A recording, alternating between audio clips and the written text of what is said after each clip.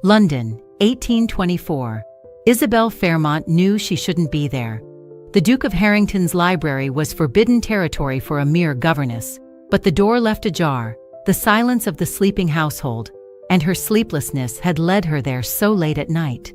Candlelight trembled in her hand as she ran her fingers along the leather spines. She was looking for an atlas for tomorrow's lesson. Nothing more. Nothing that could compromise her. The house was too silent. The servants had retired hours ago.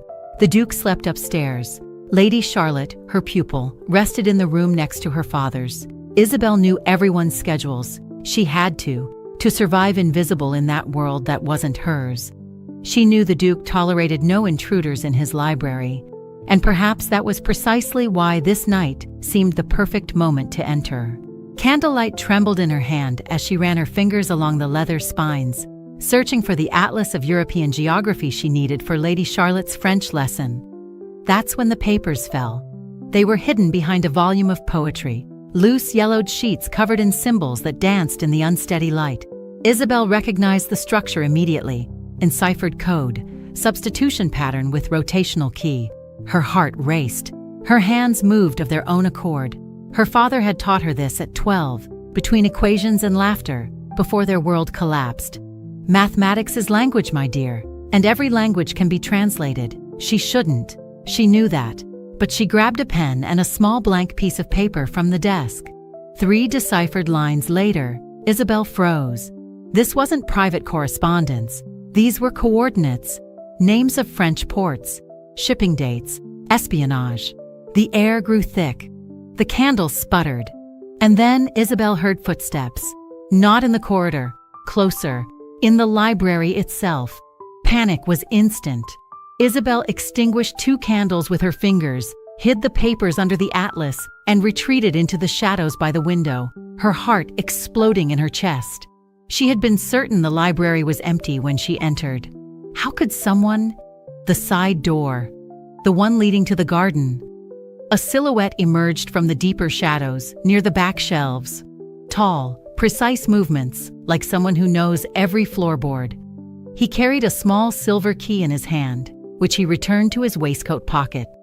He didn't light more candles. He simply walked straight to the poetry shelf, ran his hand behind the volumes, and stopped. Frowning, he searched again. Nothing. The papers weren't where they should be. Isabel felt her heart explode in her chest. She remained completely still, her back pressed against the cold wall, praying the shadows would hide her. The man turned, scanning the library with sharp eyes, and then saw them. The papers, on the desk. Under the atlas, she'd tried to use as camouflage. He walked there with a predator's calm. The light from the single remaining candle illuminated his face. Perfectly disheveled golden hair. Impeccable silk cravat. Blue eyes she would recognize anywhere. Viscount Dominic Carstairs, the Duke's close friend. London's notorious charmer. The man who visited the house regularly for dinners and chess matches. But what was he doing here at midnight, entering through the garden door with his own key? He picked up the papers, examined them quickly, and froze. The first 3 lines were deciphered, with notes on a small piece of paper. His gaze cut through the darkness. "You may come out of the shadows." His voice came low, laden with danger. "I already know you're there." Silence answered first, thick as the darkness itself. "Come now, gentlemen," he continued, irony cutting through the air like a blade. "We needn't have a scandal at this hour." Isabel hesitated. There was no escape. She emerged slowly, lifting her chin, refusing to appear frightened. Dominic observed her. Dark hair half loose, simple dress, probably a maid. But those green eyes were defiant even in the face of danger. He raised the papers. "You deciphered this?" "Not a question." "Who are you, miss?" "Forgive me, my lord. They fell when I was looking for an atlas," Isabel replied, her voice firm despite her racing heart. "I'm curious by nature. A terrible flaw, they say." "Curious?" Dominic took a step toward her, tilting his head. "Is that what they call it these days?" The tone was light, mocking. But his eyes studied her like someone solving a problem. Isabel didn't retreat. If you plan to report me, your lordship, I suggest you be quick. She crossed her arms. I have a lesson at 8 and haven't slept enough yet. He blinked, and then laughed. A low sound, genuinely surprised. My God, he observed her as if seeing her for the first time. You're not afraid of me. Should I be? She asked, returning her attention to the papers on the desk. Most people are, he replied, advancing a step, his gaze fixed on her. Especially when they meddle in documents that don't concern them. He paused briefly, as if considering something, then added in a low tone, I shouldn't tell you this. Dominic began, his voice low, choosing each word carefully. But since you managed to decipher part of the message, it would be foolish to pretend it didn't happen. Isabel kept her gaze fixed on him, not moving. You know, he continued, with an almost imperceptible hesitation, that this library has more uses than it appears? Uses? She arched an eyebrow. Besides harboring dust and masculine vanity? The corner of his mouth threatened a smile, but his eyes didn't follow. Let's just say that some books hold more than words. A silence. The distant ticking of the clock in the next room seemed louder than it should. There are safe places in London, miss, he finally said. Few, but they exist. And some are safe precisely because no one suspects them. He removed the book from the shelf. The gesture was calm, almost distracted. Behind it, a small wooden compartment revealed itself for an instant. Too quick for her to see clearly, but enough to perceive that something was hidden there. Isabel felt her stomach contract. This is... she began, but he had already replaced the book. Nothing that should concern you. His voice sounded firm, but there was a shadow of weariness in it. Unless, of course, you're curious about what the government does with intercepted foreign messages. She paled. So that's what you do here? You spy? Spying is an ugly word. Dominic turned to her, and there was a new gleam in his eyes. I prefer to think that I collaborate. With whom? With those who need to know what the enemy plans before it's too late. He approached one step, then another. And the Duke of Harrington, fortunately, appreciates the game as much as I do. So the books are merely curtains, he interrupted, voice low. And some servants, merely pawns. She breathed in slowly. And you are what exactly? Dominic smiled, but this time the smile came tired, almost human. As I said, merely a collaborator helping as he can to fight for his country. Then he added without looking at her, and who, from time to time, needs to ensure that certain young ladies don't meddle where they're not called. But it was an accident. I shouldn't even be here. Isabel raised her chin. And when I saw these codes, my curiosity spoke louder. For an instant, he seemed about to respond, but didn't. He simply looked at her, and the distant sound of rain beginning to fall replaced any words he might say. When he finally spoke, the tone had changed. You deciphered 3 lines in less than 5 minutes. The irony had vanished. Who taught you? Isabel hesitated. Telling the truth was dangerous, but lying to someone who clearly understood codes would be worse. My father, she finally replied, keeping her tone neutral. And he was? Dominic asked, observing every micro-expression on her face. A mathematician. She looked away, pretending to organize the papers. Dead 5 years ago. With a name, I presume. He insisted, taking another step. Unless you prefer, I guess, as I believe I'll need to guess yours as well. Isabel took a deep breath. There was no escape. Thomas Fairmont, she said, raising her chin defiantly. Recognition was instant. Dominic stopped, his eyes widening for just a fraction of a second before narrowing again. The mathematician accused of fraud by the East India Company. He spoke slowly, like someone assembling a puzzle.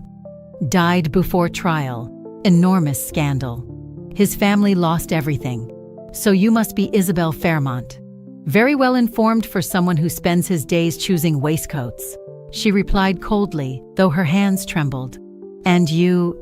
He tilted his head, studying her with new intensity. You believe he was innocent. It wasn't a question. I know he was. Isabel held his gaze. And I will still prove it. Silence. Dominic took a step forward, slowly, like someone approaching a wild animal. Then perhaps we have interests in common, Miss Fairmont. He stopped, capturing her gaze. I have access to archives you could never see, government documents, financial records, sealed correspondence. Isabel felt her heart race. And why the devil would you give me access to that? She asked, suspicious. Because I need someone with your talent, he replied simply. Work with me, miss. Decipher what I need. And in return, he raised the papers she had deciphered. I'll help you find who really destroyed your father. Isabel stared at him for a long moment. Every instinct screamed danger. But the chance was real. Then prove it to me, she finally said, crossing her arms. Prove you're not just another bored viscount seeking diversion at the expense of a desperate woman. Dominic tilted his head, his eyes gleaming with something that might be respect. Tomorrow night, he said. Not here, but at my house in Mayfair. I need a place where we can work without interruptions. Enter through the back door. Bring your sharp mind and nothing else. He paused. I'll show you 3 codes that my last cryptographer couldn't solve before dying of typhoid fever. If you can decipher at least one, you'll have proven your worth, and I'll give you access to the East India Company archives. Isabel held her breath. And if I can't? Then we'll both know this was just an unfortunate encounter in a forbidden library. He smiled slightly. And I'll keep your secret, just as I hope you'll keep mine. She studied his face, searching for lies, traps, danger. She found all those things, but she also found something more. Opportunity. I'll be there, she finally said. Excellent. Dominic walked to the desk, took the deciphered papers, and tucked them inside his coat. And Miss Fairmont? He stopped by the side door that led to the garden. Yes? Next time you decide to invade a library? He tilted his head slightly, a crooked smile appearing at the corner of his lips. Avoid snooping through documents. Some of them might put you in more danger than you imagine. And he left, leaving only the scent of leather and danger in the air. Isabel stood alone in the library, her heart still racing. She looked at the side door, now locked, and then at the volume of poetry on the shelf. Secret documents, espionage, the Duke involved. My God. And she had just agreed to work for a spy. She grabbed the atlas she'd come to find and walked back to her room, legs trembling. That night, Isabel didn't sleep. She just lay staring at the ceiling, wondering if she had just made the biggest mistake of her life. Isabel told Lady Harrington that her aunt was burning with fever in Cheapside. A necessary lie, sustained by a letter she herself had forged, deliberately trembling the handwriting to simulate urgency. The aunt, she explained, would send her own carriage should she need to fetch her late at night. Wrapped in a dark wool shawl that covered her hair and part of her face, Isabel walked quickly through the 2 streets separating her from the Harrington mansion. The carriage waiting for her bore no coat of arms. Black, anonymous, dissolving into the darkness like ink on velvet. The coachman didn't speak. He merely opened the door and waited, his face hidden beneath the wide-brimmed hat. Isabel entered without hesitation. 20 minutes later, the carriage stopped on a silent street in Mayfair. No lights in the windows, no witnesses. She descended, found the back door, knocked twice. Dominic opened immediately, as if he'd been waiting on the other side. Without his coat, only shirt and waistcoat. He looked different without his social armor. Younger, more tired, more real. Punctual. He commented quietly, quickly closing the door behind her. And discreet. A good combination. He led her down a narrow corridor to the library. Smaller than expected. There was no empty opulence, just filled shelves, maps on the walls, codes scattered across the mahogany desk. It smelled of ink, old paper, and guarded secrets. I didn't come for conversation, Isabel said, looking around. Where are the codes? He pointed to the desk. 3 sets of yellowed papers, covered in symbols incomprehensible to common eyes. Isabel approached, her fingers already moving on their own over the enciphered lines. Before that, Dominic interrupted, placing his hand over the papers. I need to know if you're prepared for what this means." She raised her eyes. "I'm here, aren't I?" Being here and understanding the consequences are different things. He held her gaze. "If you work with me, Miss Fairmont, there will be no turning back. You'll see things the government prefers to hide. You'll know names you shouldn't know. You'll carry secrets that can destroy entire families." He paused. "Including mine." Isabel hesitated. For the first time since entering, fear touched her. "Mathematics is language, my dear." Her father's voice echoed in her mind. "But remember, every translation has a price." He knew. Her father always knew that deciphering secrets was dangerous, and died because of it. "I understand the risks," she finally said, her voice firm. "Are you certain?" Dominic insisted. "Because once you know what's in those archives about your father, you cannot unknow it. And truth, Miss Fairmont, doesn't always liberate. Sometimes it only hurts." She held his gaze. "I prefer a truth that hurts to a comfortable lie." Silence. Dominic nodded slowly, removing his hand from the papers. "Then we have an agreement. You decipher what I need. I give you access to the East India Company records. Everything there is about Thomas Fairmont." He extended his hand. Isabel looked at it. Firm, without gloves, an invitation and a trap at the same time.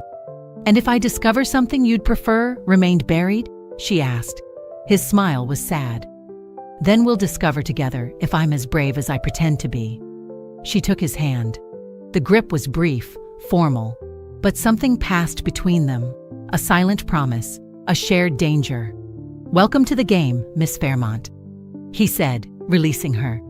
He paused, his eyes meeting hers. "Ah, and about Lady Harrington. The Duke has already taken care of it." Isabel frowned. "What do you mean?" "I informed him about you yesterday. Your talent, your discretion, your situation," Dominic explained. "He spoke with Lady Harrington this morning. Suggested that you would need occasional flexibility to handle family matters." He paused deliberately. "Lady Harrington will not question your absences. The Duke has guaranteed it." Isabel felt a chill run down her spine. "So he knows about all of this." "He knows you're valuable," Dominic corrected. "And that your work serves the Crown's interests. That's sufficient." It didn't sound reassuring. It sounded like being in someone powerful's crosshairs. "You should thank me," he added with a half smile. "Now you can come and go without inventing dying ants." "Or I should be afraid," Isabel replied. "Because now I'm being watched by a duke." His smile disappeared. "Yes, you should." Tense silence. "The carriage will take you back before dawn," Dominic said, changing the subject. "Same time, 3 nights from now?" Isabel picked up the first code, her eyes already deciphering patterns. "I'll be here." But they both knew it was too late to turn back. The third night was different. The light rain against the windows seemed to mark time, like an invisible metronome. The fireplace flame oscillated in copper tones, reflecting in the glass bottles and the gleam of Dominic's eyes. Isabel deciphered the first code in 20 minutes, the second in 15. The sound of the pen on paper filled the room like held breath. When she raised her eyes, Dominic was watching, expression immobile, almost indecipherable. "What is it?" she asked, setting down the pen. "Nothing." He looked away, pouring wine, the crystal clinking softly. "Just, William used to take days to do what you do in minutes." "William was your previous cryptographer?" "He was my friend," he corrected, his voice lower. "We grew up together. When the fever took him, I thought I'd never find someone with half his talent." He paused. "You have twice it." Isabel felt something tighten in her chest. It wasn't pride. It was something more dangerous, a spark of connection that shouldn't exist. "My father used to say I had a facility with patterns," she murmured, returning to the code. "That I saw structures where others saw chaos." "Your father was right." The silence that followed was soft, almost comfortable, broken only by the crackling of the fire and the rhythmic sound of the pen. The warmth of the fire mixed with the aroma of wine, paper, and ink. an atmosphere of secrecy and temptation. "May I ask something?" Isabel said without raising her eyes. "Depends on the question." "Why do you do this?" She looked at him. "Espionage. Risk. You're a viscount. You could live off balls and hunts. You don't need this." Dominic smiled, but the smile didn't reach his eyes. "Perhaps that's exactly why. Because I don't need to." He poured himself wine and watched the ruby liquid swirl in the glass. "My father raised me to be useless, an ornament, a name at dinners and invitations. When the Duke offered me this work, it was the first time anyone asked me to be useful." The raw sincerity of those words surprised her. "And the mask?" Isabel asked, almost in a whisper. "London's frivolous seducer? Let's say it's protection." He replied simply, "No one suspects a man who appears to think only of the next ball." She almost smiled. "Very clever. Lonely," he corrected. Their eyes met. There was a silent recognition there. Two people exiled under different masks, both paying the price for being who they are. Isabel returned to the code, but noticed her hands trembling slightly. "This one is more complex," she said, pointing to a sequence. "See, the key changes every 7 characters, not every 5 like before." Dominic leaned over the desk, the firelight reflecting on the contours of his face. Their hands touched over the parchment. The world seemed to stop. Just 1 second, enough for the touch to transform into embers. Isabel pulled away first, her heart racing. "Forgive me, No." Dominic interrupted, his voice hoarse. "Don't apologize." The silence that came after was different from all the previous ones. Dense, electric, charged with words neither dared pronounce. She forced herself to resume the code, but the letters scrambled under the pen. Dominic remained where he was, too close. The sound of his breathing mixed with the crackling of the fire. "I should finish this," she said without raising her gaze. "You should," he replied, but didn't move. Finally, Dominic retreated, walking to the window. The firelight sketched his silhouette in tones of gold and shadow. Isabel finished the last code in silence, trying to ignore the tremor in her hands. When she stood, he was still facing away. "The carriage," she began, "is waiting," he completed, without turning. "Same time, 3 nights from now?" She nodded, even knowing he couldn't see. "I'll be here." At the door, she stopped, turned. "Dominic?" He turned, his face divided between light and shadow.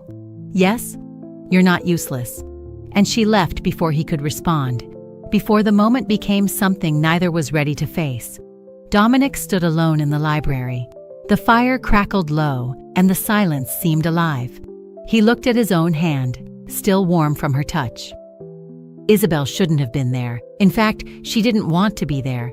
But Lady Harrington had insisted she needed a companion. "I need someone discreet nearby, and you know how to conduct yourself." And now she sat far from everyone, invisible in her simple governess dress, watching London's elite dance, and watching Dominic Carstairs seduce half of society. He was dazzling. Impeccable navy blue coat, white silk cravat, that lazy smile that made debutantes blush. He was dancing with Lady Caroline Pemberton, whispering something that made her laugh, touching her waist with studied familiarity. The perfect mask. Isabel looked away, feeling something unpleasant twist in her stomach. Ridiculous. He's nothing to you. But then their eyes met across the ballroom. Just 1 second, perhaps less. But it was enough for the world to disappear. How had he discovered her? She was invisible, wasn't she? No one had spoken to her even once yet. Dominic missed a step in the waltz. Lady Caroline frowned, confused. He murmured an apology, recovered the rhythm, but something changed in his expression. The music ended. Then he bowed, kissed the hand of Lady Caroline, with whom he'd been dancing, and disappeared toward the terrace. Isabel remained there, feeling her chest tighten with something she couldn't name. "It's none of your business. He can dance with whomever he wishes," said a persistent feminine voice in her head. But logic didn't calm what she felt. Then another scene cut through her thoughts. A woman was also heading toward the terrace. Beautiful, blonde, her emerald green silk dress shimmering under the candlelight. A magnificent piece, flowing behind her as if it had life of its own. It was Lady Victoria Lennox. Isabel had already heard the name whispered more than once in Lady Harrington's drawing rooms, always accompanied by the same title that seemed inevitable: the future Viscountess Carstairs. Victoria disappeared in the direction of the glass doors, following Dominic. Isabel should find something to drink and feign indifference. She should check if Lady Harrington needed anything, smile politely. She should. But her feet were already moving on their own. The corridor leading to the terrace was almost empty, except for some ornamental palms and tall vases, casting long shadows under the yellow light. The air there was colder, and the distant sound of the string quartet mixed with the rustling of curtains. Isabel stopped before the half-open doors and remained motionless. On the other side, the terrace extended in pale stone, illuminated only by the moon and some iron lanterns attached to the columns. There were pots with ivy and climbing roses, and the night wind made the flames tremble. A corner of wisteria formed a small shadowy alcove, and it was there that Isabel hid, half between the flowers and the shadow cast by the pillar. From where she stood, she could see without being seen. Victoria was too close to Dominic. The light touch of her hand on his arm had a rehearsed intimacy, as if it already belonged to him. "You've been avoiding me." Her voice was soft, accusatory. "It's been weeks since we dined together." "I've been occupied," Dominic replied, polite but distant. "Occupied?" Victoria repeated, skeptical. "With what? You do nothing but attend balls and clubs." "Exactly." He smiled, but the smile didn't pass his lips. It was that same trained, empty smile he used for the world. "And it's exhausting." "Dominic?" Victoria raised her hand, holding his face with forced delicacy, as if wanting to bring him back from some distant place. "When will you stop pretending?" For an instant, the mask yielded. His expression wavered, and Isabel saw, even from where she stood, the weariness that infiltrated the lines of his face, the loneliness that neither charm nor title could hide. But the moment dissolved in the blink of an eye. "I don't know what you're talking about." His voice returned to the light, rehearsed tone, as if her words had slid across a surface too smooth to leave a mark. Victoria sighed, releasing him with a gesture of surrender. "One day you'll realize you don't need to be alone," she said with a sad sweetness. "And I hope to be around when that happens." She turned to leave. The green silk of her dress brushed the flowers on the parapet as she passed, and for a brief second, the scent of jasmine mixed with the cold night air. She passed so close to Isabel that one wrong movement would have betrayed her presence. Isabel remained motionless, her heart hammering in her chest. When the sound of footsteps faded, Dominic remained where he was, with his back turned, hands resting on the stone balustrade, gaze lost in the darkness of the gardens. The wind stirred his hair, and the moon made the rings on his fingers shimmer. She should leave, pretend she'd never been there. But the silence between them was too dense, and something in the way he breathed kept her rooted to the ground. "You may come out of the shadows, Miss Fairmont." His voice cut through the air, low but certain. "I know you're there." Isabel held her breath. Then she took a step forward, emerging from the shadow of the wisteria. I didn't intend to spy?" He turned, and the eyes that found her weren't those of the insolent Viscount from the ballroom. There was vulnerability there, something that didn't fit with the man everyone thought they knew. "It seems to be a talent of yours." "I came for air," she replied too quickly. "Lady Victoria arrived first, and you stayed." She couldn't finish. The silence that followed seemed to echo. Dominic observed her for a long time, his gaze firm, inquisitive.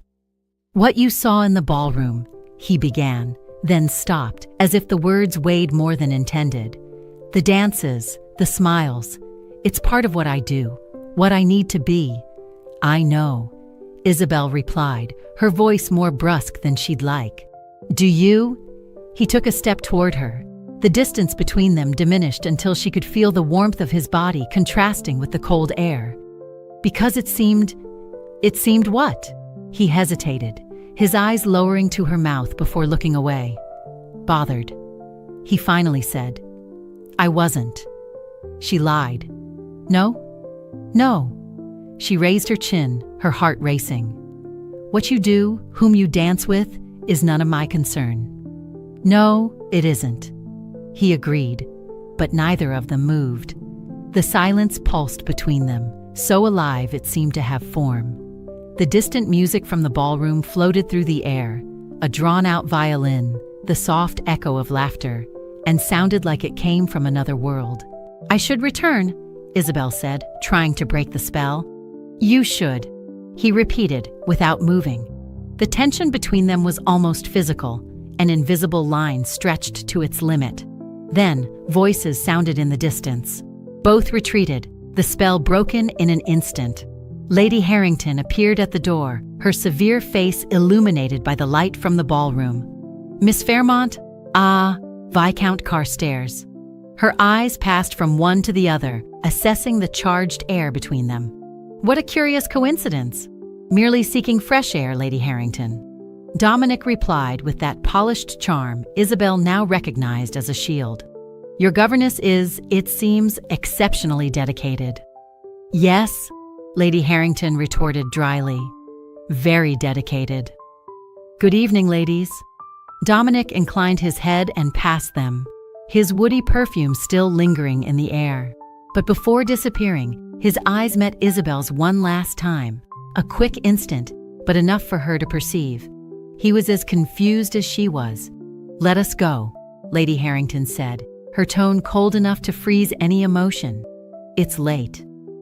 On the way back, Isabel maintained a serene face, but her chest vibrated in disorder. What she'd felt on the terrace, that invisible touch, that confusion, wasn't something that could be explained or forgotten. And Dominic, alone in his library hours later, still stared into emptiness, asking himself the same thing she did. At what moment exactly had the game stopped being just a game? Chapter 5. The Forbidden Archive. 5 nights after the ball, the moon still hung pale over London when Dominic finally fulfilled what he had promised. The library was plunged in silence, except for the crackling of the fireplace. "I've obtained access to the archives," he said, pushing a dark leather folder across the mahogany desk. The golden seal of the East India Company gleamed in the firelight. "Everything I could get. 1819 to 1821. Isabel looked at the folder like someone facing a trap carefully disguised as a gift. "How?" Her voice barely escaped. "The Duke has his ways," Dominic replied evasively. "But I need to return them before dawn. That gives you 3 hours, perhaps 4, if the city sleeps later than usual tonight." He leaned back, observing her. The tension in his face was discreet but real. Isabel, however, barely heard him. Her fingertips traced the folder's leather, hesitant, as if opening that clasp might release ghosts. Then she took a deep breath and opened it. The smell of old paper and dried ink hit her immediately. Years of searching, of unanswered questions, of nights trying to decipher what fate had denied her. And finally, there they were, the answers. Or perhaps the end. "I'll fetch more tea," Dominic said, heading for the door. His voice sounded distant, almost gentle. "And leave you in peace. I know this is personal." She nodded, but the gesture was automatic. Her eyes were already devouring the pages. Transaction records, shipments, remittances from India, Ceylon, Calcutta. Names of powerful men and exorbitant amounts. The cold language of finance, figures that hid human miseries. Meanwhile, her father's name appeared in reports laden with accusations. Misappropriation of funds, record manipulation, proven fraud. Isabel's throat tightened. She turned another page, and then the world seemed to stop. Case number 847, Thomas Fairmont, charge of fund misappropriation. Her hands trembled so much the paper nearly escaped. She read line by line, the letters swimming before her eyes. Each accusation sounded too false, too rehearsed. And at the end came the signatures. Henry Carstairs, Earl of Harrington. Audit Supervisor, East India Company. For an instant, Isabel forgot how to breathe. No, it couldn't be. Her pupils dilated, pages flew between her fingers. She searched for another date, another name, any error that would disprove what she saw. But there was no mistake. Among the audit notes, a paragraph in firm handwriting made her freeze. Investigation of Mr. Fairmont is recommended, whose involvement appears consistent with the detected misappropriations. It is advisable to temporarily remove him from his duties until the inquiry concludes. Isabel recognized the pattern, the exact structure of a manipulated report. There wasn't proof here. There was a sentence carefully disguised as caution. It was the trail of a man transferring guilt line by line, erasing his own name while destroying another's. Diverted transactions, authorized by Henry Carstairs. Falsified records, signed by Henry Carstairs. Guilt transferred to Thomas Fairmont. Direct recommendation from Henry Carstairs. Dominic's father. The father of the man she was beginning to love. The floor seemed to vanish beneath her feet. The fireplace flames flickered, and for an instant she thought it was her own body wavering. Her mind screamed that something was wrong, but the paper, cold and merciless, said otherwise. She turned more pages. Tears already blurred the letters. Each line was a blade, each signature a sentence. Henry Carstairs had stolen thousands of pounds from the company, and when the net closed, he'd chosen a convenient culprit. An honest mathematician, without power, without defense. Her father. The pain came like a dull wave, rising without warning. The sound of the door opening tore her from her trance. Dominic entered, balancing a silver tray with coffee and 2 steaming cups. The contrast between the banality of the gesture and the weight of the revelation was cruel. "Did you find something?" he asked, approaching. Isabel blinked, trying to adjust her face. In a quick movement, she closed the folder, hiding the folded page among the others. "No," she said, surprising herself with the calm of her own voice. "Not yet. I need more time." Dominic frowned, attentive. "Are you certain? You're pale." "Just tired." She forced a smile, the kind that doesn't reach the eyes. "And disappointed. I thought I'd find clear answers, but there's nothing here my father didn't already know." The words came out smooth, but inside her, they burned. It wasn't entirely a lie. Her father probably knew of the betrayal and died in silence, perhaps to protect her. "I'm sorry," Dominic said, and there was something genuine, almost tender, in his voice. "I know how much this meant to you." Isabel nodded, not trusting her own voice. Her throat was too tight. He took the folder, adjusting the leather clasp carefully. "I need to return this to the Duke before dawn," he explained. "But I can try to obtain access again if you want to review it more carefully." "No?" She interrupted too quickly, the sound cutting the air like a blade. "No need. Everything is fine. Lie. Nothing was fine. I'm feeling a bit tired. Thank you, but the coffee can wait for another night. I need to retire a bit earlier today." Dominic hesitated for an instant, then simply nodded, respecting her decision. "The carriage is waiting," he said softly. "See you in 3 nights?" Isabel nodded without raising her gaze. She was afraid he might see the truth written in her eyes. And no. On the way back, wrapped in her shawl, London's silent streets passed blurred before her. And when she finally allowed herself to breathe, the tears came, silent, stubborn, mixing with the dawn's cold. Because now she knew the truth, and she had no idea what to do with it. Isabel didn't return. The carriage came, waited, and departed empty. In the library, Dominic stood alone with the note between his fingers. Thin paper, delicate handwriting, message too brief for what it meant. "I can no longer do this." He read the words more than once, but the meaning didn't change. Something was wrong. Isabel, for her part, had spent nights awake. She'd tried to convince herself she'd done the right thing. but every time she closed her eyes, she saw his face. The way he tilted his head when he watched her decipher a code. The low voice, laden with irony and something more dangerous, tenderness disguised. And above all, the memory of that night at the ball. Dominic among the golden lights, the evening wear perfectly aligned, the easy smile that enchanted everyone. So beautiful, so at ease in the role of a man the world admired, and yet so distant from himself. It was unfair that a man capable of destroying her peace with a look should also be the son of the man who destroyed her father's life. It took him 2 days to find her. The afternoon sun fell obliquely over the small garden behind the Harrington mansion, filtered through trellises covered with ivy. The air smelled of earth and crushed leaves. Isabel sat on a stone bench, supervising Charlotte's botany lessons. The girl spoke about petals and roots, but Isabel seemed far away, her gaze fixed on nothing. When she saw Dominic crossing the lawn, her body stiffened. The blood fled from her face. "Viscount," she said with formal coldness, as if they were two polite strangers. "Miss Fairmont." He inclined his head, his voice contained, tense. "Could you grant me a moment? It's urgent." Charlotte looked from one to the other, curious, feeling the change in the air. Isabel dismissed her with a fragile smile and waited until the girl disappeared behind the rose bushes. The silence that settled afterward was almost physical. "Why did you stop coming?"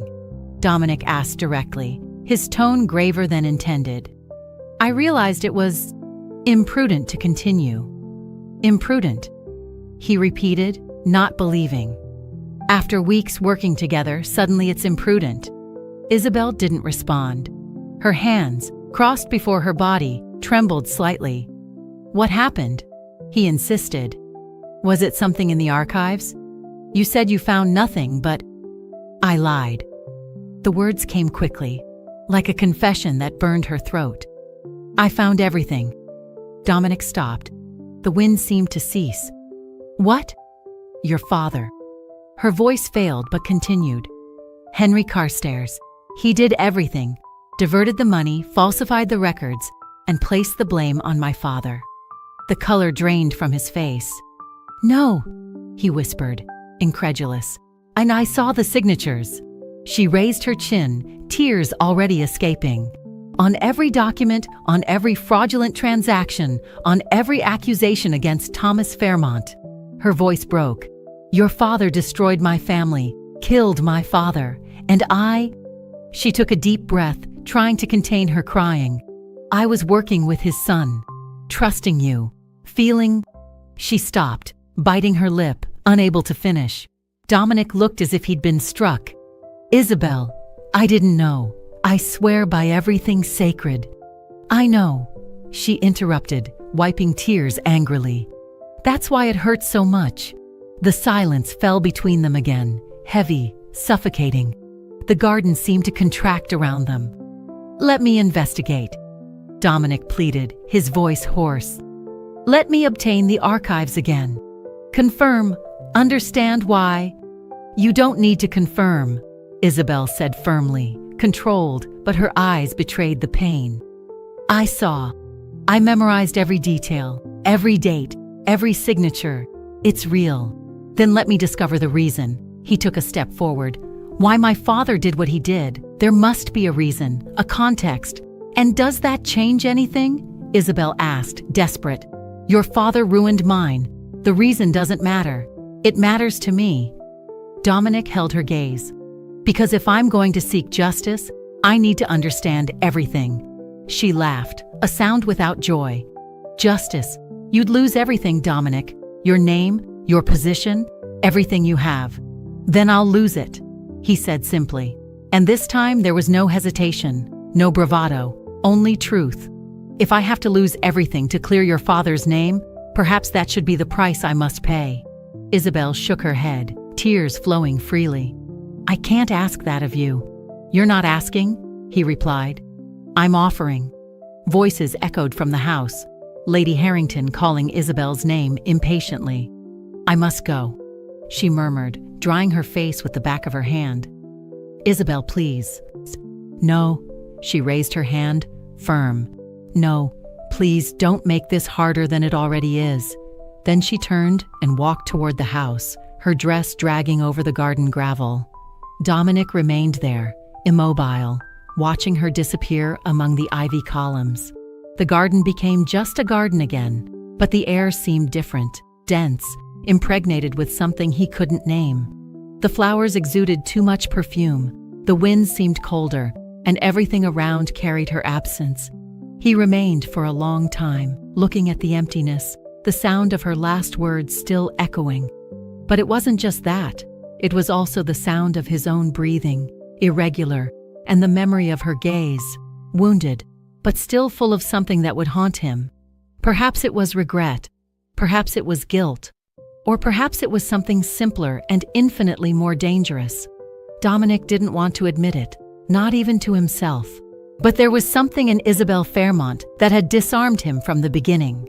And now, even between the weight of shame and the horror of truth, all he could think about was her.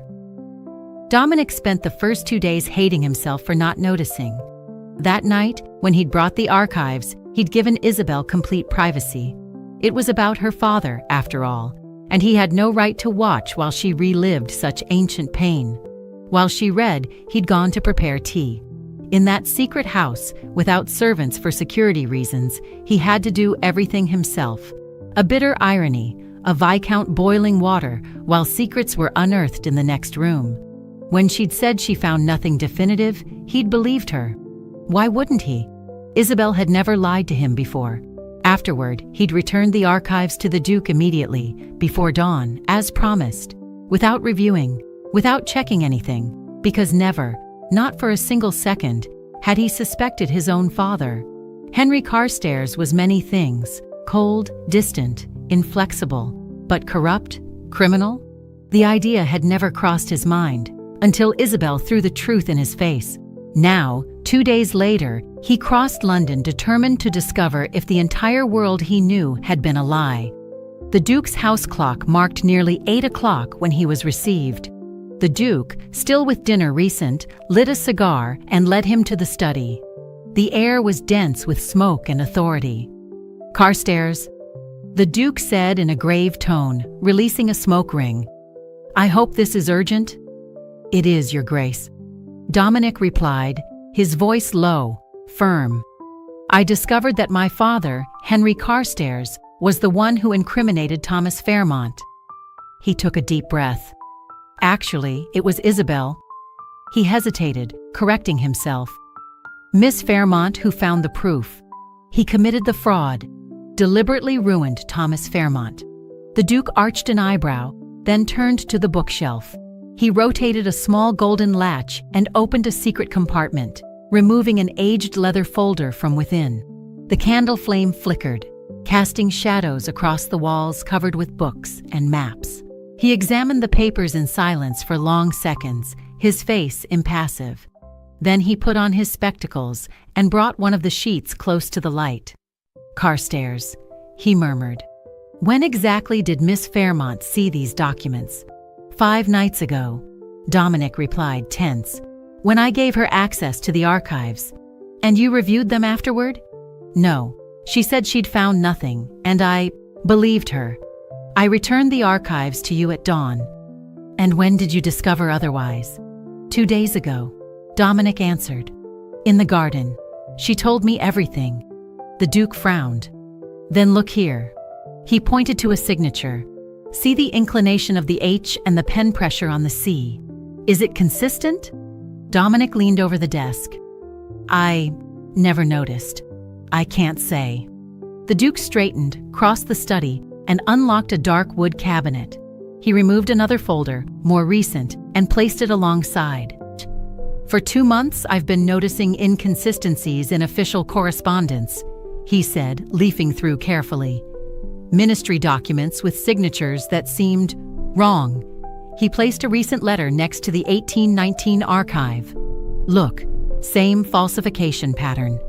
Dominic felt his blood run cold. "Are you saying that someone forged the signatures?" The Duke's voice was controlled, but his eyes betrayed unease. both the old and the current ones, which means your father may have been a victim, not the culprit. The silence that followed was absolute.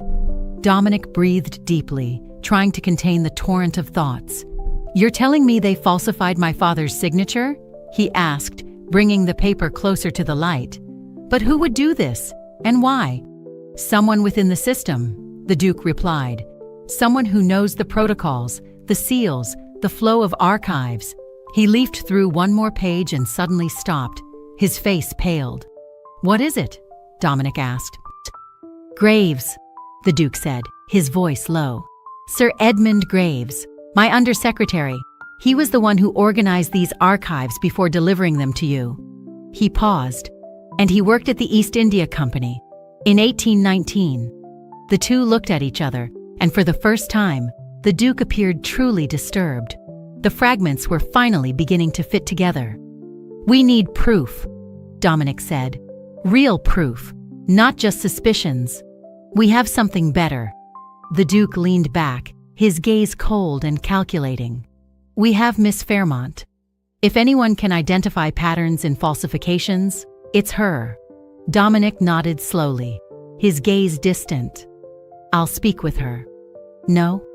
The Duke stopped him with a gesture. "We will speak with her. Tomorrow. Officially." The tone was now one of hunting. "And we're going to catch that bastard." The next morning, the sun had barely risen when Dominic crossed the gates of the Harrington mansion. Isabel's words still echoed in his mind, along with the memory of her eyes, wounded, distrustful, and yet impossible to forget. But this time, he wasn't coming seeking forgiveness, nor excuses. He came for another reason.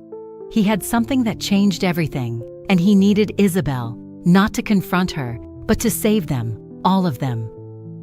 Isabel was in the garden when she saw him arrive. She stopped, her hands still holding Charlotte's book, her heart racing. Dominic crossed the lawn with rapid steps, the wind stirring his dark coat. But when he got close, he stopped, respecting the distance between them. "I need to speak with you," he said. "And with the Duke of Harrington. Now." She frowned. "Dominic, I already told you that. Your father may have been innocent." He interrupted her. "And so was mine." The world seemed to stop. "What?" "The signatures. They were forged. All of them." The words came quickly, urgent. The Duke discovered the same falsification pattern in recent documents.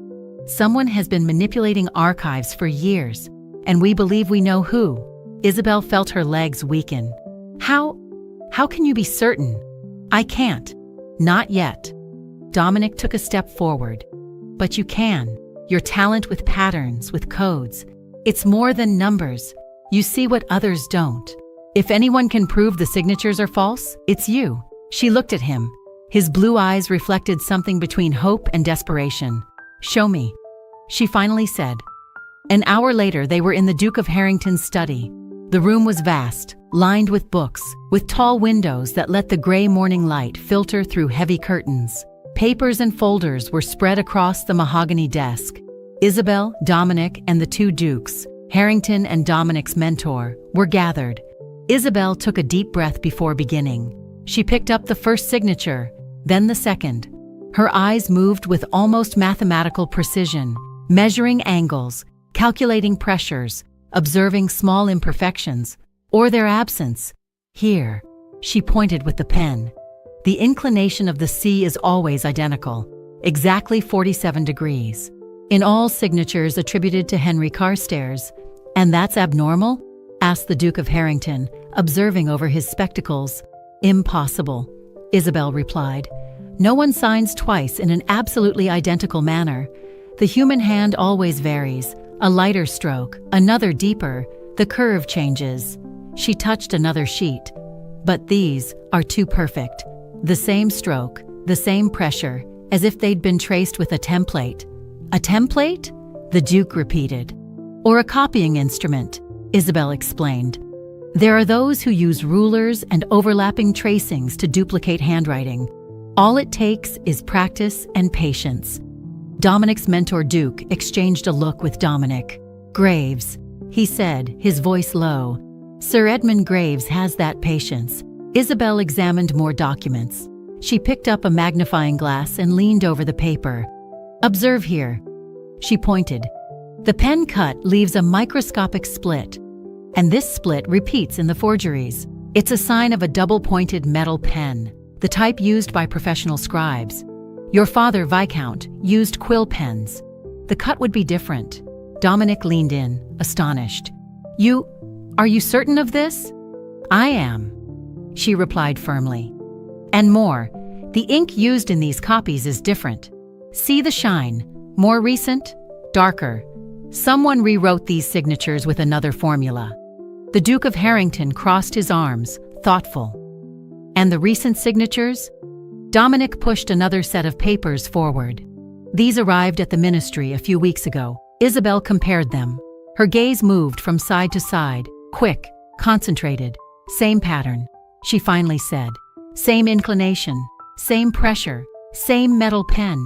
Whoever forged the old ones forged these as well." The mentor Duke spat the name like poison. "Graves. Sir Edmund Graves." But Isabel shook her head. "We need more. We need something that links these falsifications to his real handwriting. Correspondence, an authentic signature." "He works at the ministry," Dominic replied. "He signs documents daily." "Exactly," said Isabel, turning to the Duke. "Your Grace has access to those records?" The Duke smiled, a cold and satisfied gesture. "I do, and I'll fetch them now." 2 hours later, the truth lay before them. Sir Edmund Graves's authentic signatures, removed from ministry archives, showed the handwriting of a real man, irregular, alive, with small flaws and human hesitations. The forged ones, in contrast, exhibited the same perfect stroke, the same identical pressure, the same metal pen. Isabel pointed out the differences with precision. "It's him," she said, her voice trembling. "Sir Edmund Graves destroyed my father, and tried to destroy yours as well." Dominic remained silent for an instant. Then, slowly, he held her hand on the table. For the first time in days, Isabel didn't pull away. "Now we'll catch him," he said. "How?" Isabel asked. The Duke stood, extinguishing his cigar in the silver ashtray. His gaze was steel.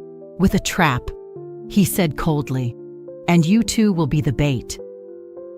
The trap was simple, dangerous, but simple. The Duke let slip in casual conversation with Graves that there were inconsistencies in the old East India Company archives, that perhaps he needed to review everything, reopen cases, and then they waited. 3 nights later, Graves invaded the Duke's library. Isabel and Dominic were hidden behind the shelves, in the dark. The Duke and 2 ministry officers waited in the corridor. They watched Graves enter through the same garden door Dominic used. He had a key. Of course he did. He was the undersecretary. He had access to everything. He went straight to the secret compartment behind the books. His hands trembled as he searched for the archives. "Where is it?" he murmured to himself. "Where did he hide, looking for this?" The Duke's voice came from the doorway. The lights came on. Graves froze, a document in his hand. "Your Grace, I was merely invading my house at midnight?" The Duke entered, followed by the officers. "Looking for something specific, Graves?" "I can explain. Can you?" Dominic emerged from the shadows. "Then explain this." He threw dozens of sheets onto the table. Handwriting comparisons, pattern analyses, irrefutable proof. Graves paled. "This doesn't prove anything. It proves everything." Isabel also emerged, firm. "Every falsification has its marks, the pen pressure, the angle, the hesitation in certain letters. You left your signature in every lie."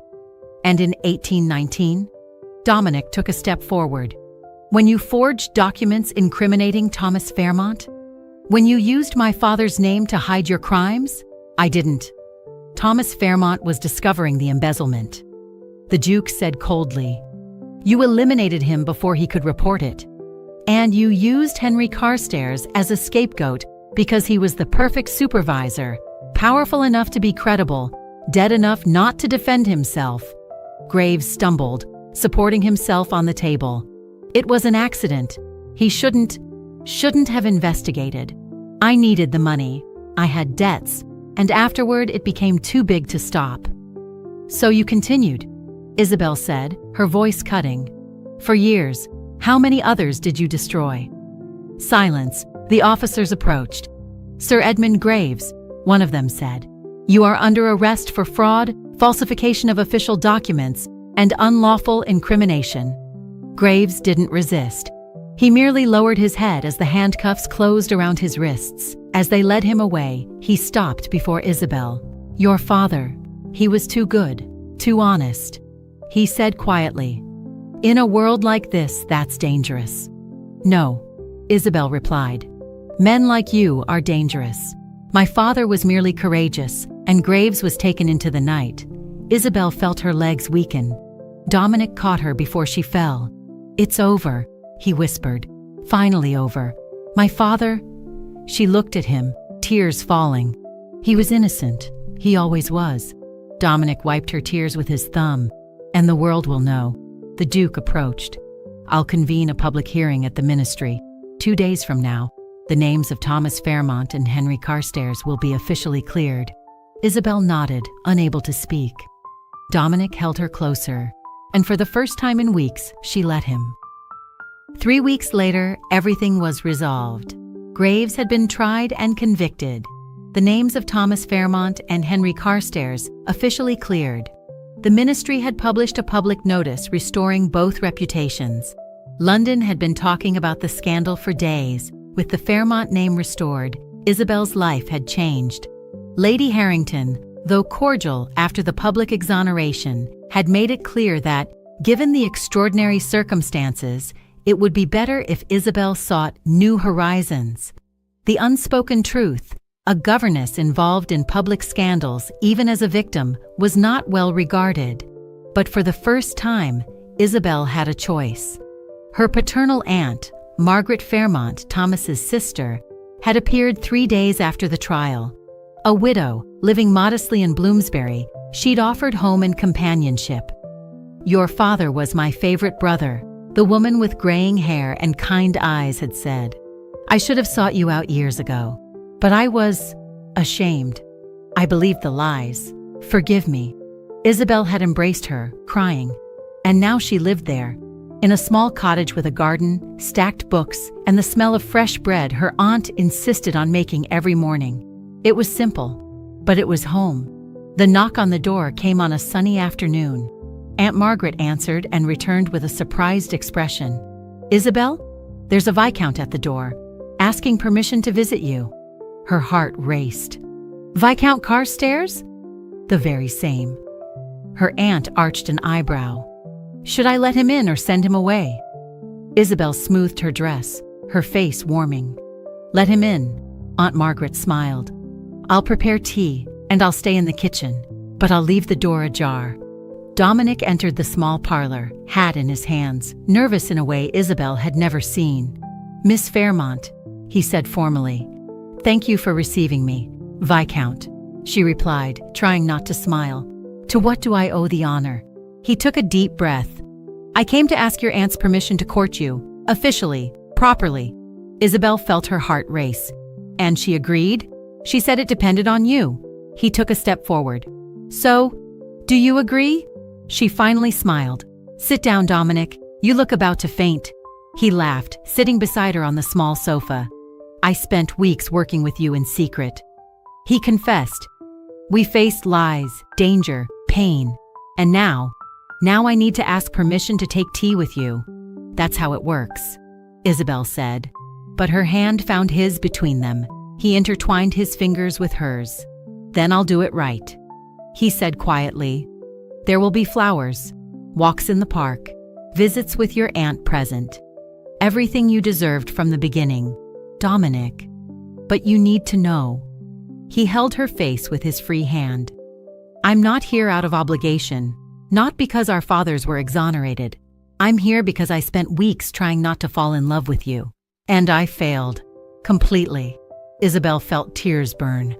When was it? She whispered. When did you realize? The third night, when our hands touched over that parchment. He smiled. And you? In the garden, When you said you'd discover the truth even thinking your father was guilty. She touched his face. That's when I knew. From the kitchen, they heard the deliberate scraping of Aunt Margaret's chair, a gentle reminder they weren't alone. Dominic retreated, laughing quietly. Your aunt is vigilant. She approves of you, Isabel said. Or she wouldn't have let you in. Then may I return tomorrow? And the day after? She agreed. And the day after that. He held her hand, bringing it to his lips in a respectful kiss. I will court you properly, Isabel Fairmont. He promised. And when I ask for your hand, it will be the right way, in front of your aunt, on my knees, with a ring. Everything you deserve. Isabel held his hand before he could release it. Dominic, I need to tell you something. He stopped, concerned. What? She took a deep breath. When I discovered those signatures in the archives, when I thought your father had destroyed mine, I came to you expecting you to deny it, to defend your name above all. She paused, her eyes gleaming. But you didn't do that. You said you'd expose everything, lose the title, the fortune, everything. Even thinking your father was guilty, even knowing it would destroy you. Her voice failed. That was the moment I knew that you were different from any man I'd ever met, that you would choose what's right over what's easy, always. Dominic closed his eyes, squeezing her hand. I would have done it, he said quietly. If my father were truly guilty, I would have given up everything, because living with lies isn't living. I know. Isabel held his face, forcing him to look at her. And that's why I love you. Not for the title, not for the position, but because you have more honor in your little finger than most have in their entire body. From the kitchen, they heard an emotional sniffle. Both laughed, realizing Aunt Margaret was listening and crying. Your aunt approves of us, Dominic whispered. Completely. Isabel agreed. He held her hand once more. I can hardly wait, she whispered, and when he left, Aunt Margaret appeared with tea and red eyes. That, my dear, is a real man, she said, wiping her tears. Your father would have been proud. Isabel smiled, looking through the window as Dominic walked away. I know, and that's why I'm going to marry him. Epilogue. Viscountess Carstairs. London, 1826. 2 years later. The library at the Carstairs residence in Belgravia was different from the small secret house in Mayfair. Larger, more elegant, with windows overlooking the garden where roses bloomed. But it had the same desk covered with codes, the same smell of ink and paper, the same concentrated silence. Isabel, now Viscountess Carstairs, leaned over an intercepted letter, her pen gliding quickly across the paper. This one changes every 9 characters, she murmured. No, wait, every 8. Let me see. Dominic approached from behind, his hands resting on her shoulders. She smiled without raising her eyes. Viscount, you're distracting me. Viscountess, that's my intention. He kissed the top of her head. You work too much, says the man who spent all night at the ministry. Touché. They work together now. In secret, as it had always been. Only the Duke knew, and a few at the ministry who needed to know. To London, Isabel was merely Viscountess Carstairs, the daughter of Thomas Fairmont, whose name had been restored. The wife of the man who helped expose Sir Edmund Graves. Respectable, discreet, perfectly ordinary. No one suspected that at night she deciphered correspondence that changed the course of wars. And that was exactly how it needed to be. Finished, Isabel announced, pushing the deciphered paper forward. French troop movements, nothing urgent, but the Duke will want to see it. Dominic picked up the translation, read quickly. Brilliant, as always. He tucked the document in his coat. But now enough work. Aunt Margaret is waiting for us for tea. Isabel smiled. Her aunt visited weekly, always bringing her famous ginger biscuits and embarrassing stories about Thomas Fairmont as a child. She said she has news, Dominic added, helping her stand. What kind of news? I don't know, but she was smiling too much. He intertwined his fingers with hers as they walked. I think she's found a suitor. Isabel laughed. At 60? Good for her. They stopped at the library door, looking back at the desk, silent witness to so many nights working side by side. You know what's funny? Isabel said. 2 years ago, I invaded a forbidden library looking for an atlas, and I found you. And I was looking for a cryptographer. Dominic pulled her closer. And I found my entire life. She kissed him, soft and deep. The kind of kiss that came from certainty, not urgency. From the knowledge they would have thousands more. Happy? He asked when they separated. More than I imagined possible, she replied. And you? Complete. Dominic held her face between his hands. For the first time in my life, complete. From the parlor, Aunt Margaret's animated voice called to them. Viscountess! Viscount! The tea will get cold! They laughed, walking hand in hand. And there, between deciphered codes and futures yet to be written, two hearts that nearly lost themselves in darkness found their light. Not in revealed secrets, not in restored names, but in something much simpler. They had chosen each other and would choose again. Every day. Forever.